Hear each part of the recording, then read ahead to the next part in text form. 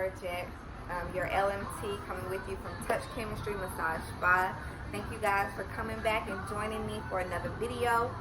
Today we are going to be talking about the myths of neck and shoulder. Y'all know, as a massage therapist, 90% of the people that come into the office, they want their neck and shoulders worked on. This is where people carry their stress. This is where people carry their pain.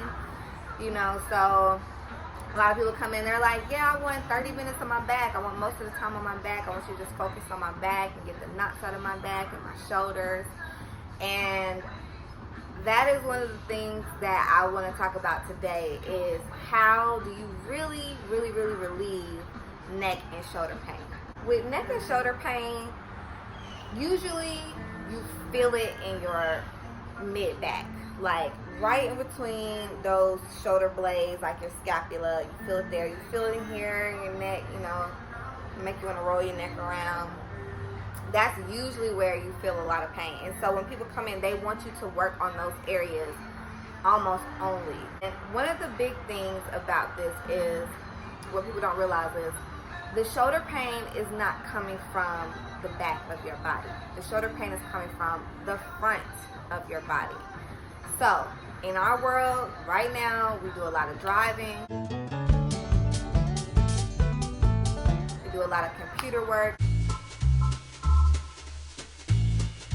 We do a lot of phone work.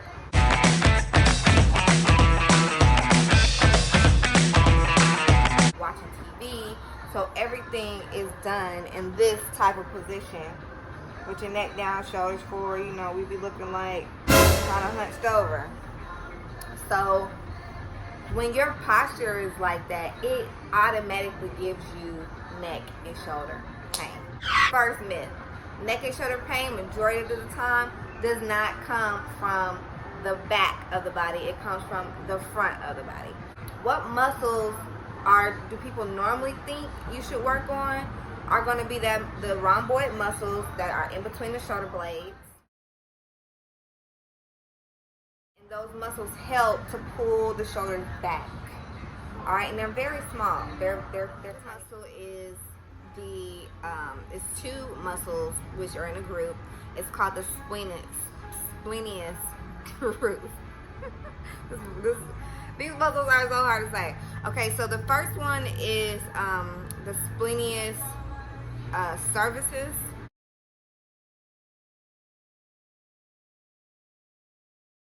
Which is going to insert on the spinous process of T3 through T6.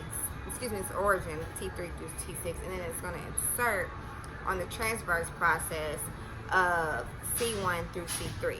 So basically, it starts in the middle of your back, and then it goes up right above the back of your neck. Those muscles are going to help you pull the head back. Okay, that's one muscle. The other muscle is the splenius capitis. And the splenius capitis is going to originate on, I believe it's C7 through T1 on the transverse, the spinous process. And then that's going to actually insert into the mastoid process, which comes all the way up to the bone. So these muscles are going to pull the neck back this way. Then you have your traps, which is like a really huge muscle that starts at the base of your skull. It expands out to the shoulders, and then it goes like into like a V.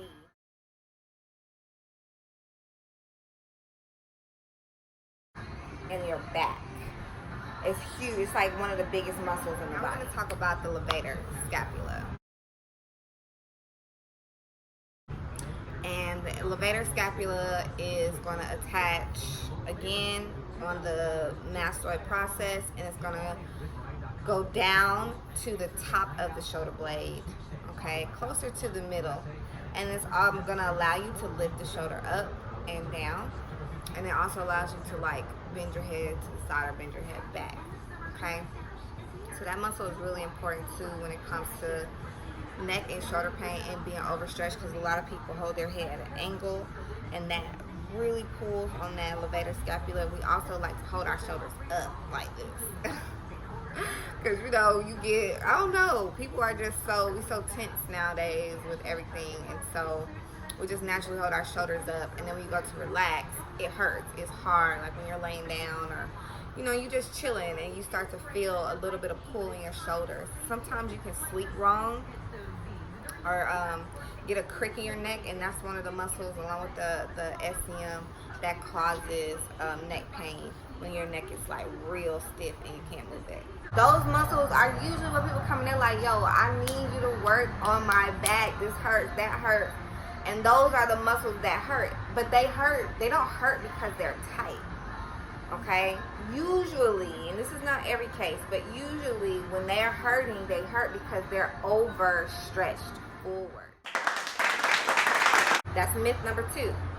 The pain is not coming from the muscles, and those muscles are not tight. They're overstretched. The muscles that need to be targeted when you have neck and shoulder pain, the muscles that need to be targeted are the pec muscles.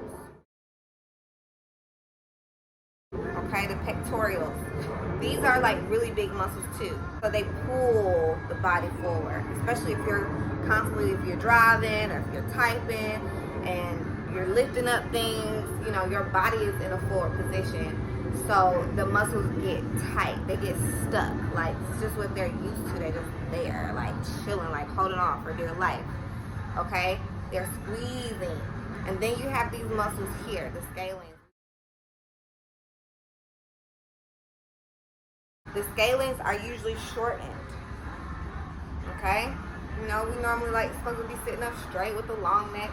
The scalenes are shortened down. And so that pulls on the skull, that causes tension. And so people get headaches. You know, they can't relax their shoulders. And so they think it's the back, but no, it's the scalenes that are pulling.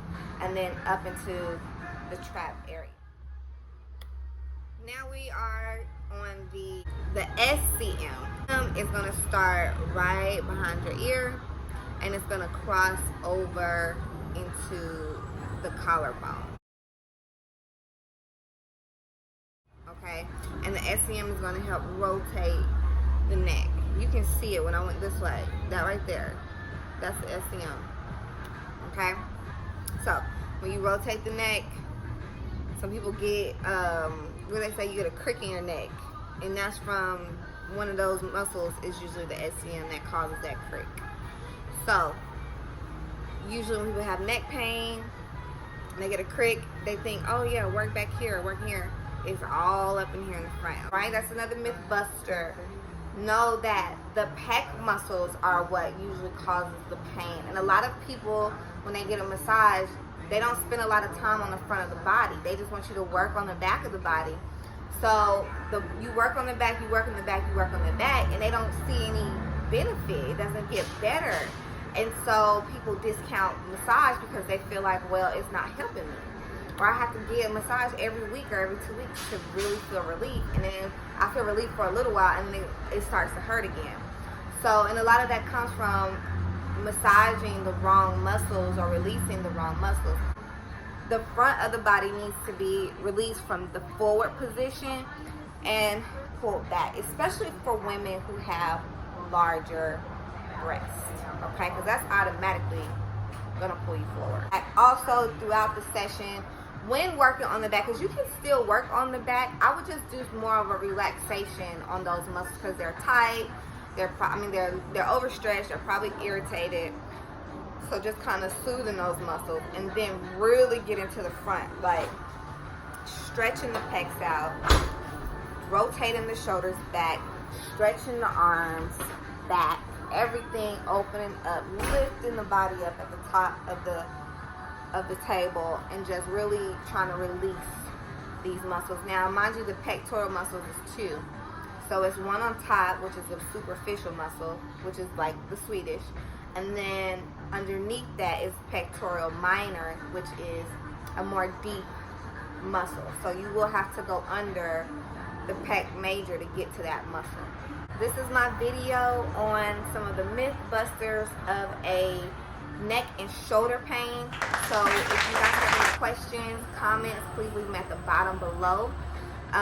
It is really beneficial to get a massage if you have neck and shoulder pain, but I would suggest requesting that your therapist spend more time on the front of your body, even into your arms and into your neck, and getting that release, and see if that gives you more relief from the pain. Also, adding in some stretches into your daily routine, really opening up the chest, opening up the front of the body to counteract all of the forward movement. Okay, so I hope you guys have a blessed day. Please subscribe to this channel if you found this video helpful. Give us a thumbs up, give us a follow. If you want to share it with your friends, please share. It could be some information that they need. And also, I just want to thank you guys again for being here, for taking the time out to watch this video. And I will be back with some more information. You guys have a blessed day.